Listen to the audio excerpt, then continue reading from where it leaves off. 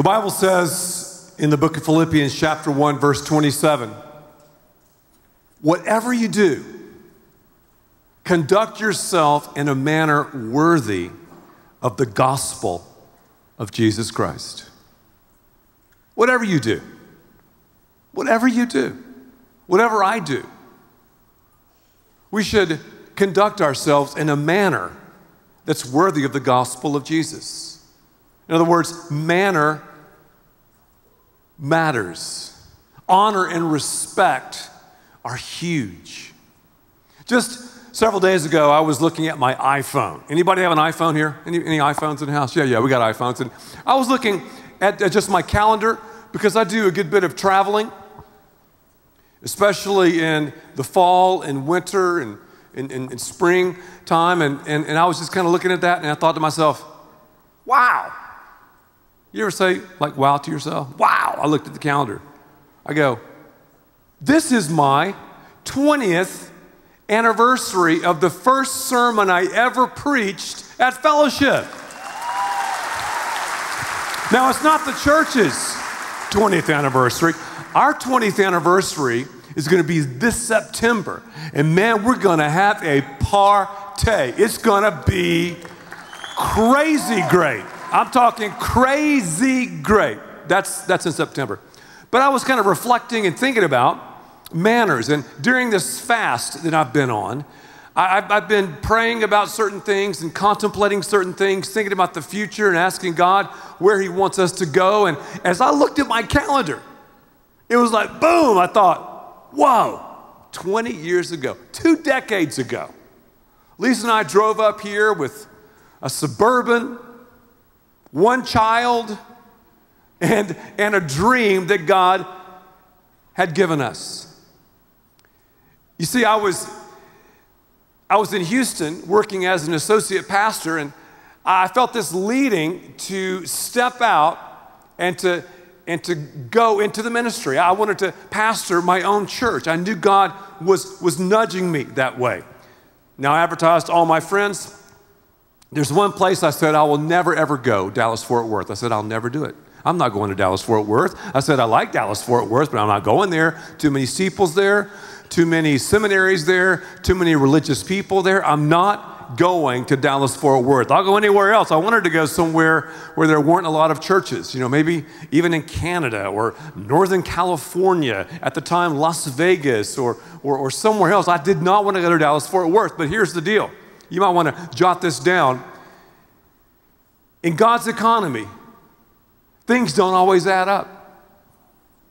They really don't. From our perspective, things don't always make sense. I would never, ever, ever have thought about going to Dallas-Fort Worth, yet God led us up here. And the first message I ever preached before the church, there were 30 families in the house, was a message called Running the Race. I only knew about 2 sermons, and that was one of the 2, Running the Race. And it was sort of like an American Idol thing. After I preached, it was called a trial sermon. Is that weird or what? After I preached, the church voted on me if they liked the sermon or not, yay or nay. After I preached, they said, Ed, would you please leave the room? And they voted on me. It was really wild. And thankfully, I had more yays than nays, and I became the pastor of Fellowship Church. I remember, like it was yesterday, I was the only staff member in the house. Church paid me $35,000 a year. We lived in a rental property in Irving, and we had 1 car, and that was it. So we began to do some things, and I began to just basically take a page out of Christ's playbook and began to teach like He did, because Jesus was the most creative teacher to ever walk on the soils of this planet. And if you look at His teaching, you see how He always changed. He changed. And whenever you see change, you see creativity. Sometimes He preached from a boat bow. Other times He walked along the beach. He drew in the sand. He used visuals. He told stories where people could get it. 30% of his words were words of information, and about 70% of the other words were words of application. So I thought, you know what? We're going to be a church that's going to communicate stuff that helps people in between services. You know what I'm saying to you? So that's what happened. Fellowship Church began to grow, and things began to take place, and we were in these little rented facilities. At the time, our church was called Las Colinas Baptist Church. Did you know that? That used to be our name, Las Colinas Baptist Church. Hi, I'm Ed Young, pastor and the sole staff member of Las Colinas Baptist Church. We were under the arm of First Baptist Irving. In other words, that was like the mother church. We were like a child, a baby. And then September 1990, we became our own self-supporting autonomous church, hence our anniversary coming up in September. Well, God began to do some mighty things. And as I tell people all the time, I'm the most surprised person who ever walks into the doors of Fellowship Church. I did not plan this. I did not think this up. I had no concept, none, that Fellowship Church would be the church it is today. No idea. I mean, I'm just, I was standing outside greeting some of the cars before this service, and I was just like, Lord, I cannot believe this. I can't believe I'm standing here in Dallas-Fort Worth. I can't believe I'm standing here on one of our 6 campuses. I can't believe the kaleidoscopic range of people that are filing through to experience you here. Whoa. Well, we were Las Colinas Baptist. Preston Mitchell, Owen Goff, some of you know them. If you don't, you need to get to know them. Doris Scoggins in the early days. And at the time, they were working, in the secular world. They weren't on staff because, again, we couldn't afford anybody but me. So we had this meeting because Preston was like, you know what? We've got to drop Baptist out of our name. I mean, denominations are man-made. I mean, it's great, to be Baptist or Methodist or Catholic or whatever, but there's one problem with that. They're not mentioned in the Bible. So let's just be the church and let's drop Baptist. Because denominational labels kind of pigeonhole you into a certain vibe. So we began to talk to people about dropping Baptist. And we had this meeting.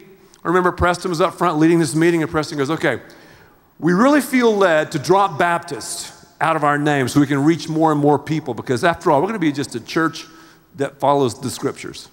And some people said, well, no, we're going to keep Baptist in the name. And Preston goes, no, wait a minute. Would you rather keep Baptist in the name and reach a few people, or would you rather drop Baptist and reach the masses? You know what these people said? Keep Baptist in the name. If I'm lying, I'm dying. And eventually they left and went to another church.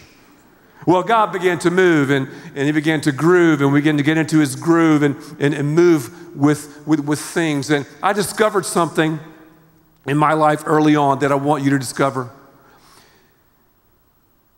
We must give our life to what Jesus gave his life for. Did you hear that? We must give our life to what Jesus gave his life for. What did Jesus give his life for? You and me, sinners. Those of us who are fallen and fallible. That's what Jesus gave his life for. We're to give our life to that entity. What's that entity? The church. The Bible says the gates of hell will not prevail against the church. We began Fellowship Church with one thought in mind. We're all about changed lives. That's what we're about. We're about the God of the universe changing people's lives. From the get-go, we said, hey, we're going to be a place that is comfortably uncomfortable. We want everyone to be comforted by Christ, but those of us who are Christ followers, we want to be uncomfortable for him. So those things began to happen at Las Colinas Baptist. Then we dropped that. Fellowship of Las Colinas in the early days, and we were like a church on the move. And you know what? We kicked off this church in an area that was not the best area to start a church. Whenever you see churches exploding in growth, most of the time, they're around areas that are exploding in growth. Do you follow what I'm saying to you? Most every church. The unusual story about fellowship, talking about things that don't add up in God's economy, starting a church in Irving, Texas, flatline community, zero growth, in a little office complex in the middle of nowhere. Then you meet in a cool arts center, the fine arts facility. Then you move across the street to MacArthur High School, a high school that had seen its day decades earlier. Wow. Yet God began to add, just like the early church, to the number of followers each and every Sunday. My father is also a pastor. Some of you know that. Some of you don't know that. He pastors one of the most attended churches in America. So I grew up in the fishbowl. You know what I mean by that, don't you? When you're a pastor, people watch everything you do, what you say, what you don't say, where you eat, what you don't eat, where you go, what you drive, where you live, where you don't live, where you travel. It's just life in the fishbowl.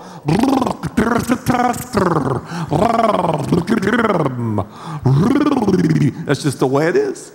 And it's really a cool thing because it's built-in accountability. You know, it really, really is. And part of being on stage 24/7, and we're all on stage 24/7. I hope you know that in one way or another. We're never really off stage. You know what I'm saying to you? If you're a follower of Christ, you're never like, okay, I'm really not a follower of Christ. I'm kind of off stage. No, we're on stage 24/7.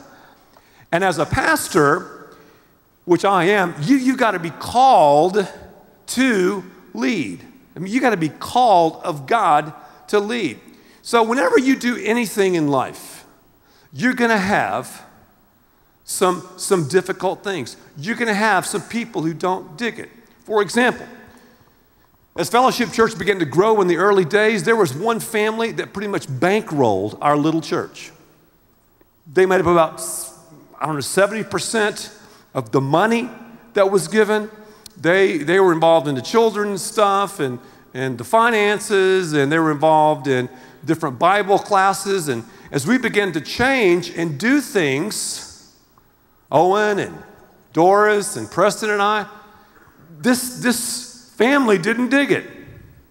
The church, because we only had one car, got together and bought me this little car. They leased it.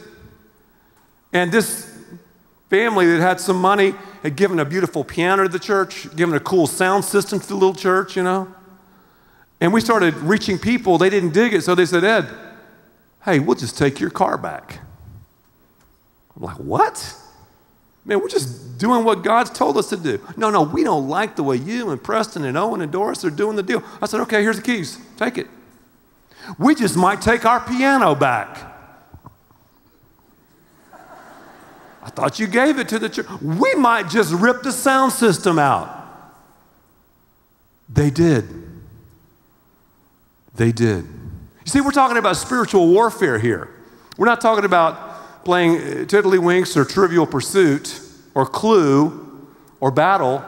No. We're not talking about Xbox 360 here. We're talking about the real deal. I was like, whoa, man, this is pretty crazy. This stuff is wild. But I learned something.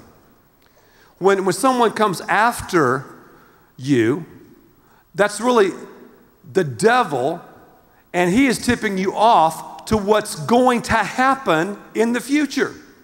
So whenever you feel attacked, because we're going to feel attacked as believers, as we walk with the Lord, we're going to feel attacked. If you don't feel under attack, man, you better check your spiritual EKG. When we're under attack, the evil one himself is showing us what's going to happen. The reason he's after you, the reason he's up in your grill or in your chili or in my grill or in my chili is because he knows what's going to happen. Why the attacks in the early days? Why the attacks today? Because He knows the future. That's why, as I've been saying in this series, the devil is in the details. He doesn't want us to concentrate on the details. But I'm here to tell you the divine is in the details as well.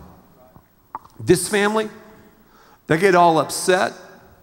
And this woman, they're all volunteers. We didn't have a staff back then. How was it, you know? This woman resigns, by the grace of God, from working in the children's ministry. Again, her family was the one that was bankrolling the whole thing.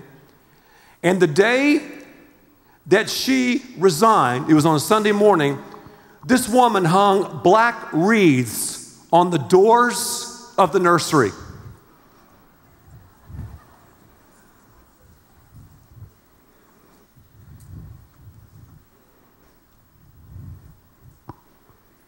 Just think about that for a second. No wonder I did that series called Crazy Pill. Anyway, even Ozzy Osbourne talks about the crazy train. Here's something I've learned. Throw yourself, if you're walking with the Lord, throw yourself. If you're in the church, throw yourself into the spin cycle of success. What's the spin cycle of success? Change. Change. That's what walking with the Lord is all about. If it ain't broke, break it. Change. We've got to be changing, emerging, evolving, maturing, growing, developing as we walk with the Lord. Change. And we've introduced change to Fellowship Church for 2 decades. As I was looking at my iPod and checking out the calendar and thinking about 20 years ago, I'm like, Lord, I cannot believe the changes that you have inspired and wired into my life and the lives of Fellowship Church. Change. Change. That's what it means to walk with the Lord. Change. Whenever you change, though, what happens? It's part of the spin cycle of success. Change, you got conflict. Conflict. Conflict. Most of us resist change because of the resistance. We resist change in our marriage. We resist change in our finances. We resist change in our friendships. We resist change in our habits. We resist change because of the resistance. But I'm here to tell you, if you will allow the Lord to negotiate through the conflict, here's what will happen. You'll emerge with amazing, gargantuan, crazy growth. Change, conflict, growth. Change, change, change, change, change, change, right? You got conflict. Wow. You got growth. Wow. Whoa. Look at the growth. Here's how to never have conflict. If you want to live a conflict-free life, don't do jack. Just stand there. Just exist.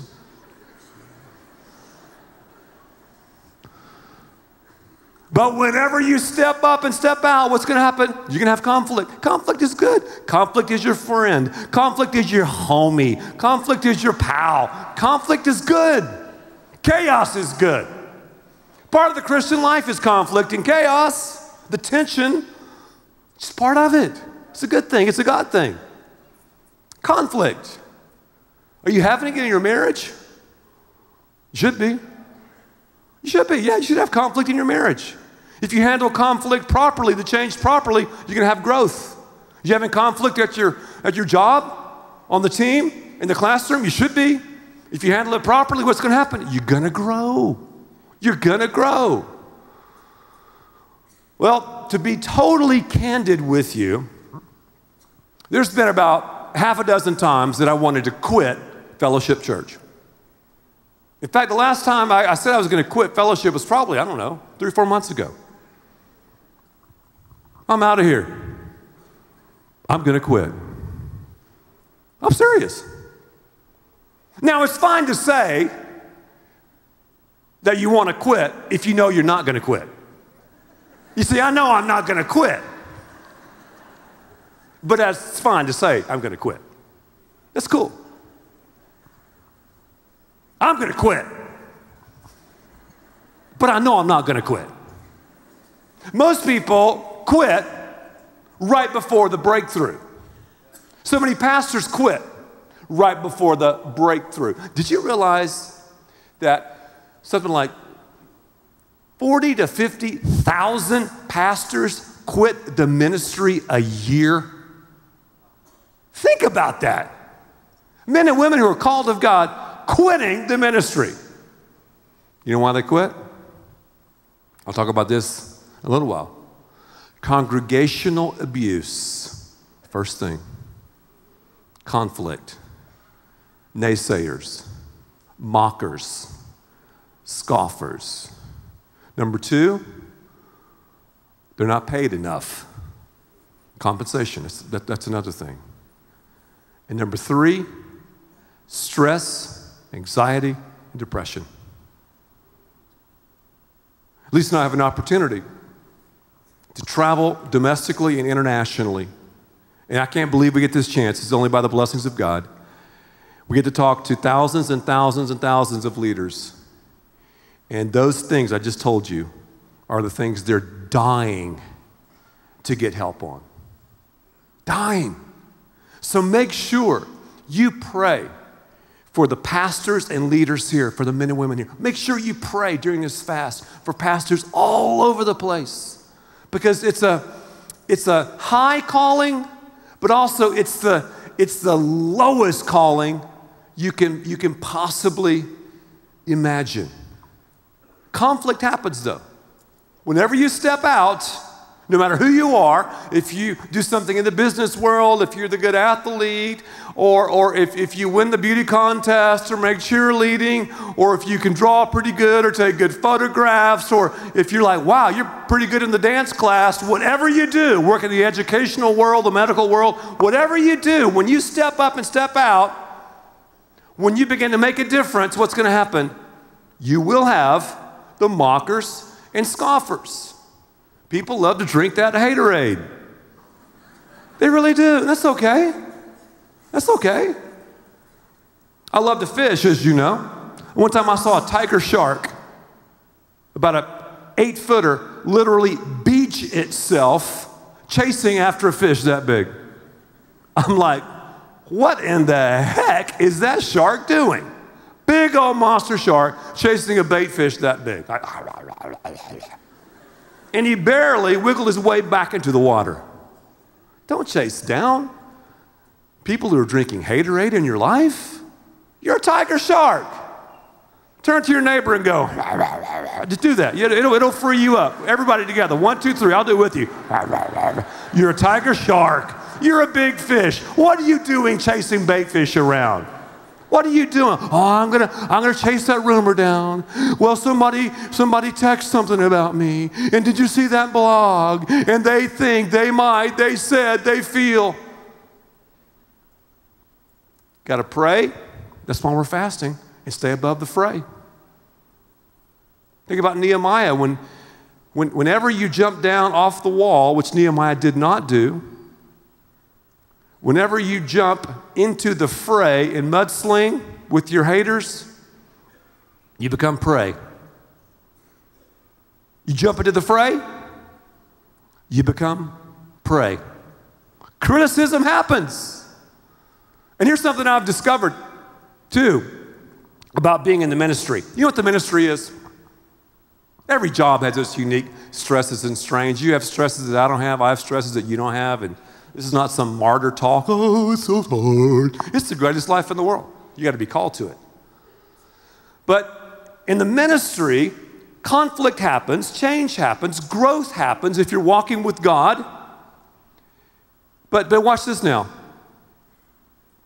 When people criticize you, your friends don't need an explanation. Did you hear that? When people criticize you, and they will, because you're doing something, I know, all of you are, your friends don't need an explanation. Your enemies, your critics won't believe one anyway. Now, The Bible says in Proverbs, this is cool, and we'll talk about accountability a little bit. Wounds from a friend can be trusted. You got to receive criticism. You got to receive people that you have this affinity with, that you're accountable to. But just for someone to take a pot shot or have some kind of a accountability assassin in your life or my life, are you kidding me?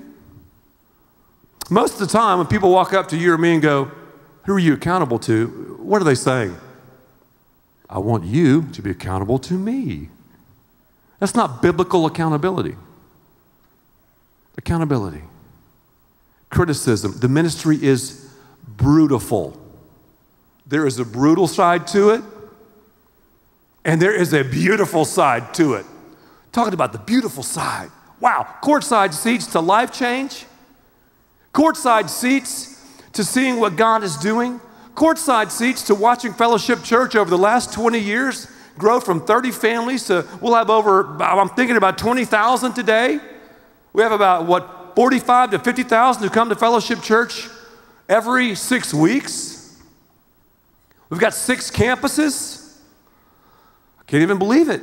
Right now, as I'm talking, this is being seen all over. It's being seen in Miami. It's being seen in Plano. It's being seen in Dallas. It's being seen in Fort Worth. It's being seen in Lasso Ranch, and you're watching it. Most of you are watching it on the screens. What's so funny, sometimes people say, yeah, I like the satellite campuses, but I like it live. And I'm like, you ought to watch our security cameras. The only people that watch me like directly are about from this row up. The rest are looking at the screens. Explain that one. Anyway, there's a beautiful side to ministry. It's the highest calling in the world. And when I told my father, I said, Dad, I feel called into the ministry. You know what he said? Son, if you can do anything else and be happy, go do it. Don't go into the ministry. And again, my father pastors one of the most attended churches in America. He told me, don't do it. Don't, he said, unless you know that God is calling you into it. Well, I went back and began to pray about it, think about it, and I'm like, I know I'm being called into it. Dad, I know I'm being called into it. Okay, he said. And I've been courtside to life change, the opportunities, the blessings, to walk on the edge and the ledge of what God is doing. I think about Fellowship Church. I hope you know this. If you study church history, you know this has only happened 3 or 4 times in the history of the church over the last several hundred years, what you're about right here. Did you know that? Study it. Study history. This is not normal, what God's doing. I'm just happy to be a part of it, aren't you? I mean, wow. It's only by God's grace. Unbelievable stuff. So the church is a beautiful thing. The calling of God is beautiful. Every time I see the stage, I kind of have a love-hate relationship with the stage. I really do. I just do. It's kind of like the rage of the stage. Having to give a message every week before a bunch of people, it messes me up. I try to spend an hour of preparation for every minute I speak. So if I'm speaking 27 minutes, maybe, 25 hours. 20 minutes, 20 hours. I have to do that just to study.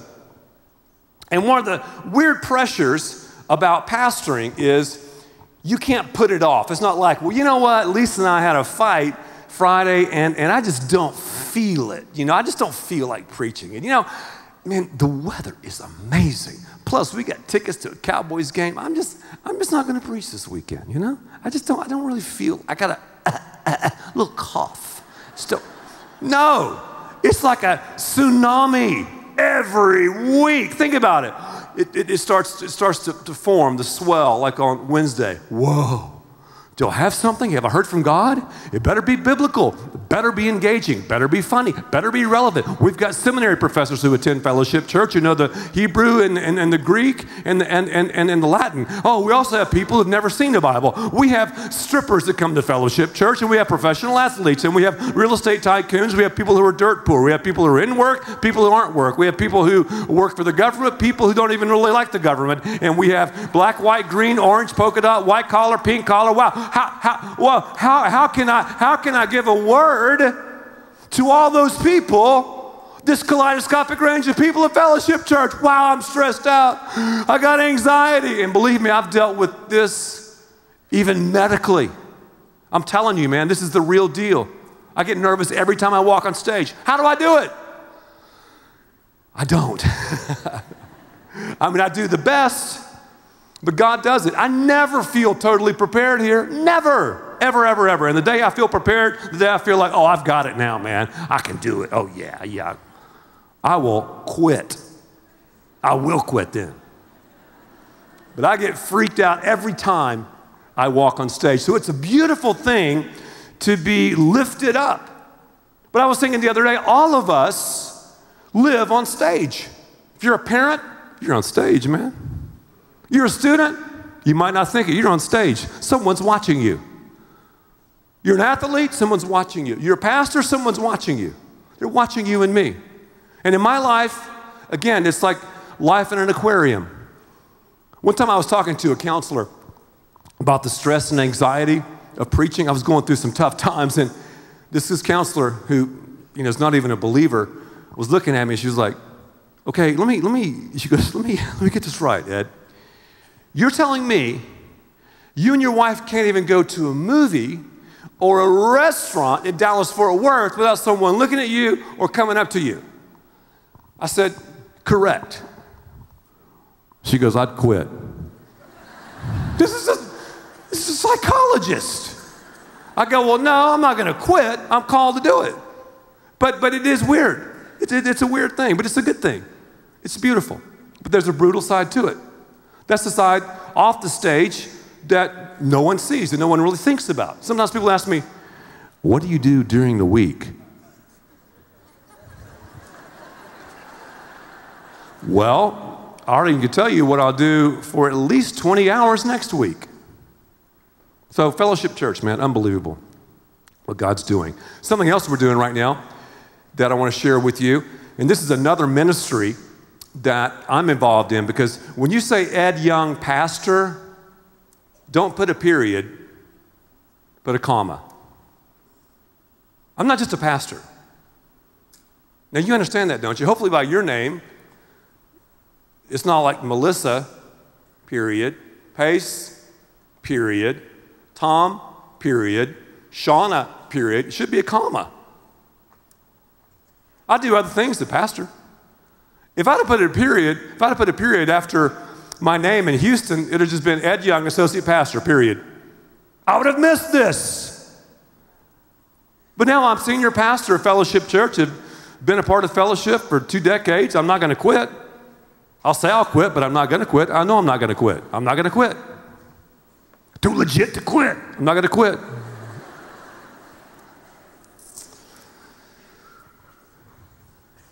We have this situation, this alliance we're putting together right now that I'm very excited about. It's another ministry called C3 Global. We have a board of 8 pastors from around the country. I sort of head this organization up, and it's a network of pastors all over the world. And one of the things we're doing, and we're launching this officially in about 6 weeks, so you guys are the first to hear about it. We're doing a huge humanitarian effort with this. We're joining with other churches and ministries, and at this time we're helping this horrific situation in Haiti and doing some really cool stuff, so we're doing that. Also, we're consulting and coaching, and we do whiteboard sessions all over the place to help in this realm. Also, we plant churches around the world. Isn't that awesome? We do leadership conferences. I don't know if you know this or not, but we have a conference called the Creative Church Conference. We have thousands and thousands of people that converge on Fellowship Church from around the globe.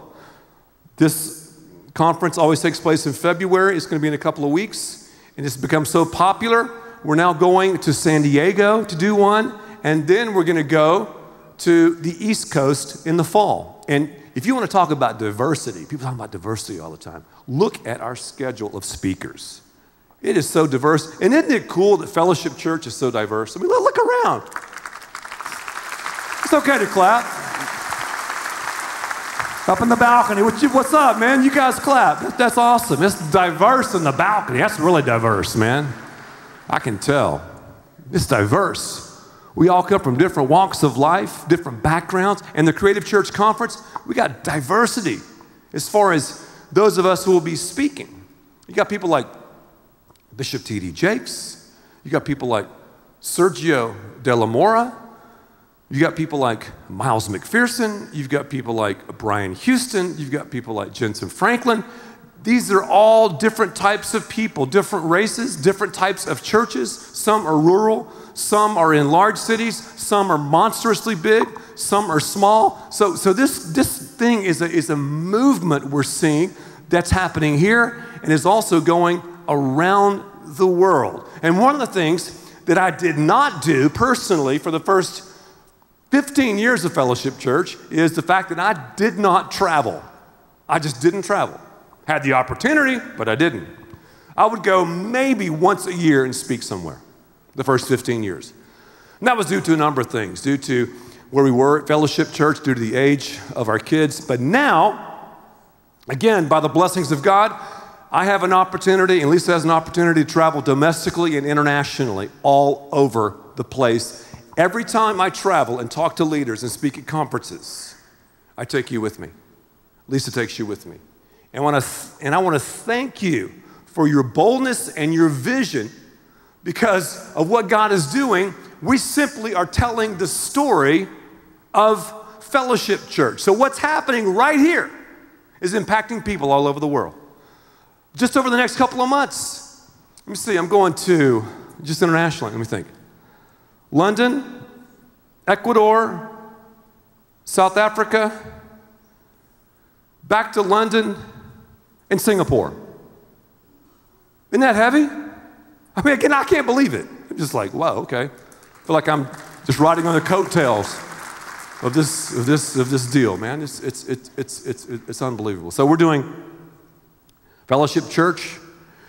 We have C3 Global that you'll be hearing more and more about, this network of pastors. Also personally, I'm a partner in a publishing company that I'm really excited about.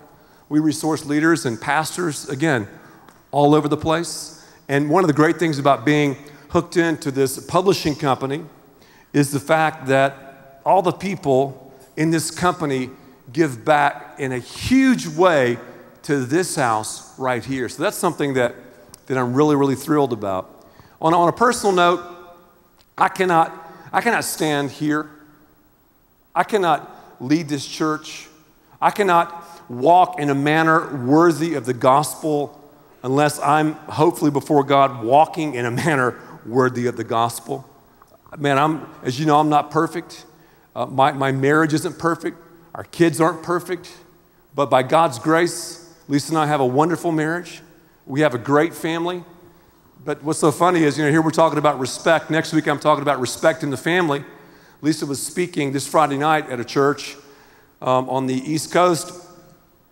And right before I went to bed, man, all of our 4 kids were arguing and fighting. And I said, kids, knock it off.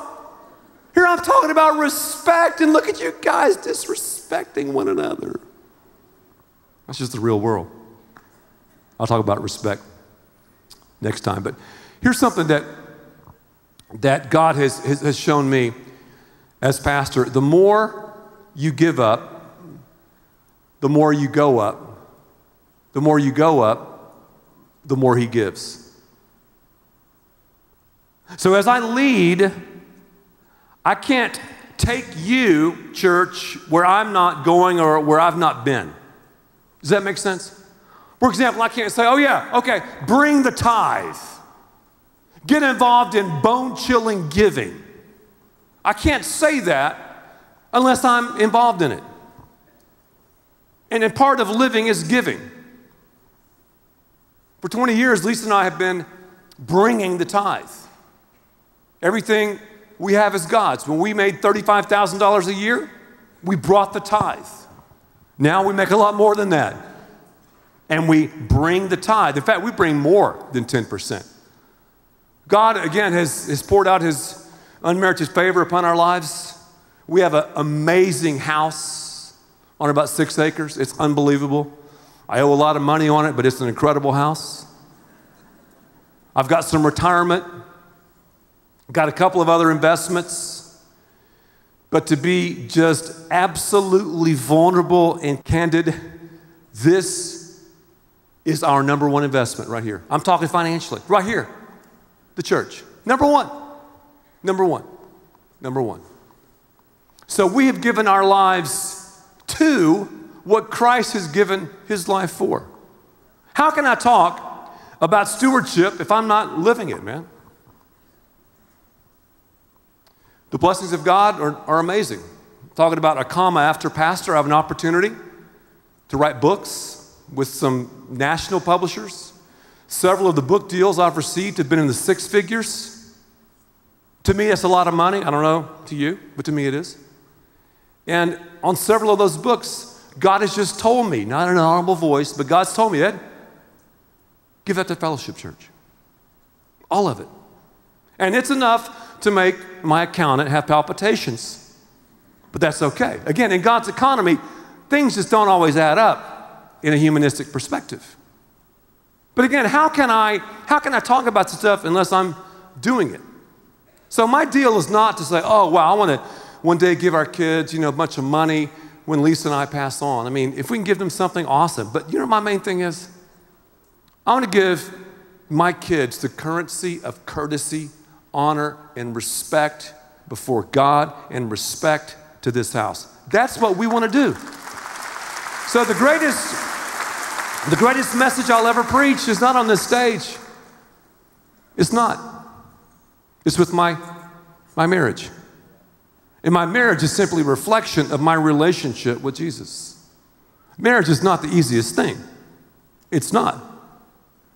I know we watch the romantic comedies and read the books and all that, and you have those feelings, and those things are real. However, marriage and life is living on those rugged plains of reality that I always describe. And if you're willing to work, if you're willing to say, you know what, I'm not going to quit. Yeah, I'll think about quitting, but I'm not going to quit. You pour your life and you pour into your mate the currency of courtesy and honor and respect that comes from God. The blessings that you will receive will be mind-blowing, earth-shattering. They're going to be crazy great. And I'm a living, walking, talking testimony of that fact. The ministry is brutal. There's a brutal side to it. I have a love-hate relationship with the stage. I mean, I can't get away from it. I mean, I know next weekend I got to come up with something about the family. Respect. Okay, I got to write a term paper about respect. Not only do I have to write it, I got to memorize it, and I've got to present it in a way that's biblical and engaging and funny and deep and life-changing. Whoa, makes me kind of freaky. It's brutal. Brutal. Then I got the beautiful side of it. Well, I can see life change and see how this marriage, man, they were about to call it quits, and now they're together and they're walking together in concert. And I see this kid was on drugs. This kid was all messing around and this and that, and now they're a leader in our youth ministry. This person was addicted to porn, and now they're free. They've gone through one of our 12-step programs. This person was addicted to alcohol or drugs, and whoa. But then the brutal side is you pour your life into people, you trust people, and they turn you and burn you and stab you in the back. I'm just being real, man. You want to talk about betrayal? You talk to a pastor. The level of betrayal and the hurt that pastors carry is like nothing I've ever seen. And I have the opportunity to talk to so many of them and hug so many of them and help so many of them and encourage so many of them. Vulnerability. It's part of the details of my life. Responsibility is part of the details of my life. Accountability is part of the details of my life. I'm accountable. Someone said the other day that works with a lot of churches, they were like, man, I think Fellowship Church has as much accountability built in as anywhere. I go, well, man, thanks. I was just thinking about accountability because we talk a lot about accountability these days. Accountability emerges from affinity, as I said earlier. I'm accountable to God. In other words, I'm the only one that God will hold accountable as far as the spiritual maturity of this church. I'm it. He's not going to hold you accountable, or you, or another staff member. It's going to be me. So I'm accountable to God. Number two, I'm accountable to Lisa. Whoa, I'll say it again. I'm also accountable to our 4 kids. I'm accountable to our board at Fellowship Church. I'm accountable to an audit that we do once a year. I'm accountable to an independent compensation survey that they do for me every year. Whoa, that's a lot of accountability. So accountability is a good thing. Do you have that in your life? Is it flowing in your life? Because it'll take you to a whole nother level. And you need to be accountable to people who challenge you, who love you, who will speak the truth in love. Like last night, some of them told me, well, Ed, man, your message was just too long. You rambled a little bit. I have people that critique the messages. And I said, yeah, you're right. I mean, this one's been a long one too, 46 minutes. I can tell Lisa wants me to end it because she's closed her Bible. Whenever Lisa closes her Bible, I hadn't even looked at her. I know it's time to end. I do. I hadn't even looked at her. Over the last 15 minutes, I've just been like this. But when she closes that Bible, and I've seen her do it all over the world now as we travel, oh, shut it down. Shut her down. One more thing, and I can't look at Lisa, but if you don't, I've learned this, and this is from Jesus, of course, and apply this to where you are. If you don't draw away, you'll be drawn away. Everybody needs a little time away. Who sings that? Who? Chicago, not Barry Manilow. Someone said Barry Manilow? No. That's a good song, man. Old school. I've been going old school lately. Barry Manilow and just a few of the songs I like. I'm not like this. Don't be saying I like Barry. I mean, just a couple of songs. That's it, okay? I'm trying to get in touch with my feminine side, but I like Chicago, man. They're good. But a lot of women love Barry Manilow, don't they? I don't know why, or Celine. Celine. I like Celine, some of her songs, a few of them. I've seen her perform in Las Vegas. She's great. I mean, Celine Dion, I like her. I like the Eagles, old school. I do. Chicago. I mean, I'm just talking about a few of the songs. Anyway, let me stop. I was saying that we need to draw away. Are you drawing away? Look at Jesus. Whenever Jesus would do an IMA, an intensive ministry activity, read him in the Gospels. You know what he would do? He would disengage. He would draw away. He would take a walk. He would go fishing. He would prepare breakfast. He would just go away and pray. He didn't chase down the mockers and scoffers. He didn't chase down or try to change thoughts of every religious leader. He would just draw away. That's why God's rhythm is for us to work and have that day off. Are you drawing away? Because if I don't draw away, I'll be drawn away. I'm here for the long haul. I'm not going to quit. But so many pastors end up sleeping in the wrong bed. So many pastors end up in this or that, and you're like, what happened? How could that man or woman have done such a thing? Well, I'll tell you why. Emotionally, they were drained. Spiritually, they were doing fine. Physically, they were doing fine. Emotionally, they were drained. I mean, I feel like I go through a mini depression every weekend after I do all of these services. I mean, I don't mean I'm like in a fetal position saying, mommy, mommy. You just feel, not that. I'm just saying I just feel totally drained and emotionally wasted. And the cumulative effect of that, if you're not careful, whatever you do for a living, if you're a homemaker, a CEO, a pastor, a teacher, whatever it is, if you're not careful, you'll be drawn away into things that can forfeit the faith journey and the type of faith journey that God has in your life. So that's why I try to draw away regularly. And one of the greatest things about Fellowship Church, let me tell you this, this is not a one-man show. I hope you know that. Our staff is absolutely unbelievable. I have never seen a staff like we have any place I've ever traveled. Our staff will do anything, everything, or nothing. But think about the speakers. I mean, just the speakers. When I'm not here, you got Pace, phenomenal speaker. T.N. Moon Melton. T.N. Melton Moon, I called it by the wrong name. Did I get it backwards? I did. It's part of my ADD. T.N. Melton Moon. I'm going to do a series on ADD. I really am, what the Bible says about ADD. There's a lot of ADD people in the Bible. Anybody here is ADD? Am I the only one? Thank you. God bless you. Hands are going up everywhere in the balcony, yes. We got people like Chris King and Preston Mitchell. We have a phenomenal stable of speakers. And the greatest compliment is when I'm out of town or I'm not speaking, people go, man, that was like unbelievable. Man, we had this and that happen. That's one of the greatest compliments you can give Fellowship Church.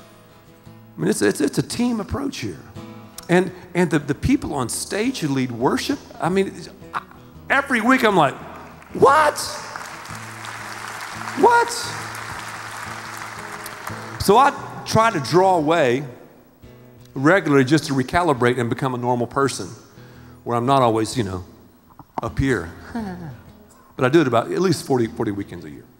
So anyway, that's basically, I could go on and on, couldn't I? I could tell you so many stories. And one day, I'll maybe do a whole series on the different stories, some of the crazy stories, the great stories that I've experienced in this brutiful life. But it is brutiful. But we need to ask ourselves, once again, are we living the Philippians 1:27 life? How are we conducting ourselves? Take stock, take inventory. Are we conducting ourselves in a manner worthy of the gospel of Jesus? Are you? Are you living that way? Because we either deflect or reflect the character of God in everything we do. How about you?